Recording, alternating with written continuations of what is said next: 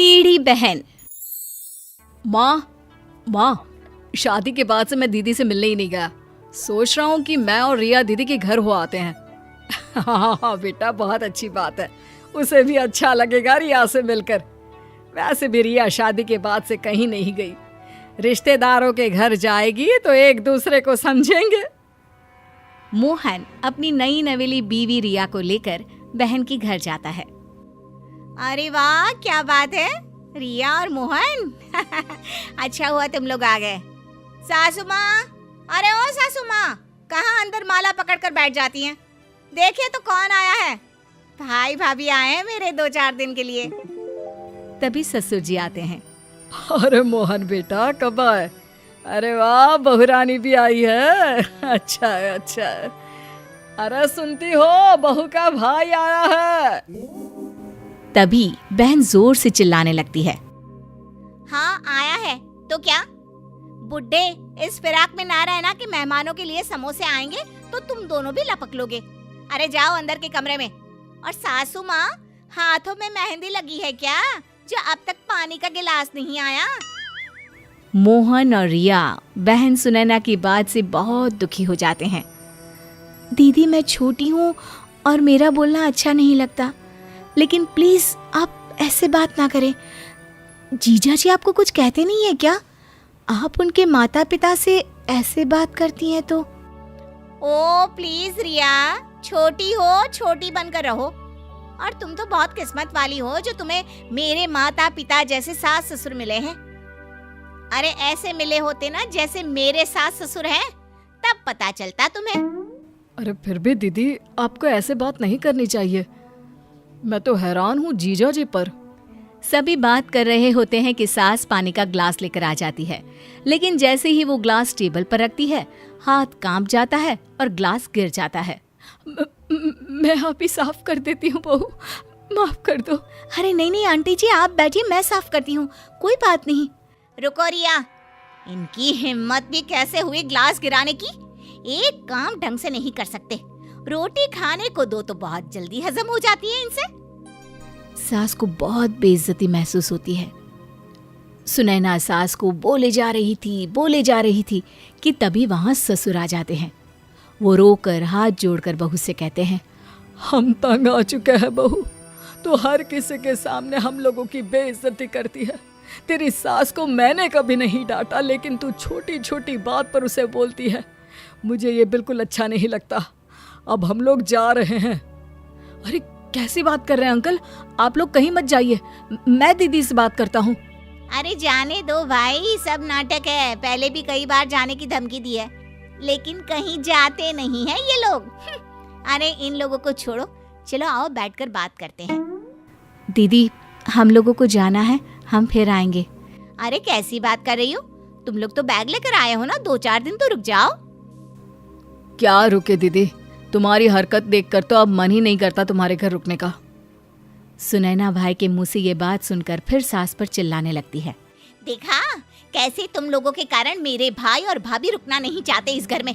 अरे पता नहीं कब तक मेरे सीने पर बैठे रहेंगे आप। सास ससुर वहां से चले जाते हैं और मोहन अपनी बीवी रिया के साथ घर की ओर निकल जाता है। रास्ते में, क्या बात है, काफी परेशान लग रहे हैं, सब ठीक है ना? दीदी का व्यवहार देखकर परेशान हूँ।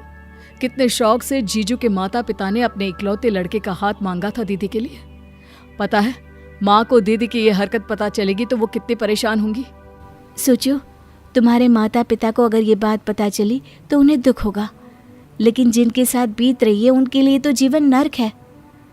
हाँ, तुम बिल्कुल ठीक बोल रही हो, लेकिन क्या कर सकते हैं? करना तो पड़ेगा कुछ, क्योंकि हम कुछ नहीं करेंगे तो वो लोग ऐसे ही दीदी से परेशान होते रहेंगे। वैसे मेरे पास एक आइडिया है। बताओ, क्या आइडिया है? वो तो घर जाकर ही पता चलेगा। रिया घर जाती है और सास की तरफ देखती तक नहीं है, वो अंदर चली जाती है। अरे मोहन, ये बहू को क्या हो गया? बड़ी बदली बदली सी लग रही है। इसको बोलो इस घर के संस्कार ऐसे नहीं है। यहाँ रहना है तो प्यार से मिलजुल कर रहना होगा। माँ, घर के संस्कार से याद आया, दीदी ने तो सास ससुर के नाक में दम कर रखा है। अब समझाती क्यों नहीं उन्हें कि वो उन लोगों की इज्जत करे, उन लोगों से तमीज से पेश आए। मोहन को लगता है कि शायद माँ ये सुनकर दुखी हो जाएंगी, लेकिन उल्टे उसकी माँ कहती है, अरे सब पता है मुझे वहाँ क्या चल रहा है, एक एक बात बताकर चलती है वो मुझे। अरे कहा है कि इज्जत करना उन लोगों को, बड़े पागल है वो लोग। पता है घर बहू के नाम कर दिया है, अब वो पूरी कोठी सुनैना की ही तो है। हाँ माँ, ये मुझे पता है। उनके ससुर ने कहा था कि हम लोगों की बेटी नहीं लेकिन बहू के रूप में हमें बेटी मिली है तो घर उसके नाम कर देंगे। लेकिन इसमें क्या गलत कर दिया उन्होंने? अरे कैसी बात कर रहे हो बेटा, गलती नहीं की, बहू को सब दे दिया। अब क्या चाहिए उसे जिसके लिए वो उन लोगों को पूछे। तुम भी ना बहुत भोले हो। तभी रिया सारा सामान पैक करके आती है और मोहन से कहती है, देखो ये बुढ़िया जीते जी तो मुझे ये मकान देगी नहीं, लेकिन हाँ ये मर जाए तो फोन कर देना, मैं आ जाऊंगी। ये बोलकर रिया मोहन को आंख मार देती है। मोहन समझ जाता है कि ये रिया की चाल है। वो माँ की तरफ देखता है और कहता है, मैं तुम्हारे बिना क्या करूँगा, इनसे तो 2 रोटी बनती नहीं, भूखा ही मारेंगे मुझे भी। चलो मैं भी चलता हूँ, कहीं किराए का मकान ले लेते हैं। अरे कैसी बात कर रहे हो तुम दोनों, घर कैसे चलेगा? यही सोचकर शादी कराई थी क्या? अरे कमाई तो एक ही की है ना। ये क्या बात होती है माँ जी, घर मेरे नाम करो नहीं तो मैं चली। अरे अब नहीं बहू, ऐसा मत बोल। देख मैं घर का सारा काम करूंगी, अरे कोई डिमांड भी नहीं करूंगी, बस घर पर रहो तुम दोनों। माँ, हम कोई नौकरानी रख लेंगे, आपका वहाँ क्या काम, फिर दुनिया भी क्या बोलेगी। अरे नहीं नहीं रिया, चलो मैं भी सामान पैक करके आता हूँ। तभी सास भागकर बेटी को फोन करती है और घर बुलाती है। बेटी माँ के पास आती है। क्या हो गया मोहन, मेरे घर तो तू बड़े भाषण दे रहा था कि सास को ऐसे रखो वैसे रखो, और या तुम तो बोल रही थी कि सास को माँ की तरह मानो, फिर क्या हो गया तुम्हें? वो क्या है ना दीदी, मैंने आपको देखा और आपसे यही सीखा कि सास को मुट्ठी में रखो, पूरा घर खुद के नाम कर लो और सास को नौकरानी बना दो, ठीक है ना? जैसे आपने अपनी सास की बेइज्जती कर रखी है वैसे मैं भी इन लोगों की करूंगी। थैंक्स दीदी, ना मैं आपके घर आती और ना ही मुझे ये सब पता चलता। अब तो सुनैना समझ चुकी थी कि वो क्या गलती कर रही है। वो सभी से माफी मांगकर अपने ससुराल चली जाती है और अपने सास ससुर से कहती है, मुझे माफ कर दीजिए, मुझसे बड़ी भूल हो रही थी, मैं आगे से कभी ऐसा नहीं करूंगी।